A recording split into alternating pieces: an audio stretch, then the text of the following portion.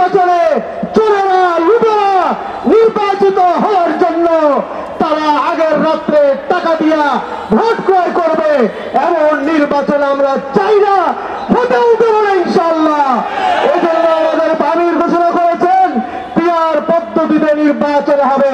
কথা বলেন ঠিক কিনা?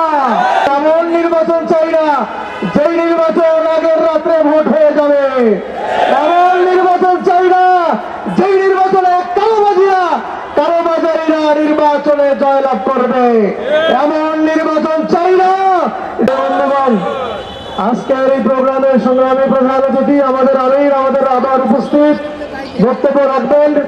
আমরা শুধু বলতে চাই ইসলামী আন্দোলন বাংলাদেশ নির্বাচন চাই, কিন্তু সেই নির্বাচনে চোরেরা লুটেরা নির্বাচিত হওয়ার জন্য তারা আগের রাত্রে টাকা দিয়া ভোট ক্রয় করবে, এমন নির্বাচন আমরা চাই না, হতেও দেব না ইনশাআল্লাহ। এই জন্য আমাদের আমির ঘোষণা করেছেন পিআর পদ্ধতিতে নির্বাচন হবে। কথা বলেন ঠিক কিনা? আসলে আমরা সকলেই পিআর পদ্ধতিতে নির্বাচনের দাবিতে আমাদের আমিরের সামনে পেছনে ডানে বামে থেকে আমরা গণ আন্দোলন গড়ে তুলি। আল্লাহ আমাদের সহায় হন। সকলকে ধন্যবাদ। সংগ্রামী উপদেষ্টা পরিষদ পালানোর জায়গা পাবে না।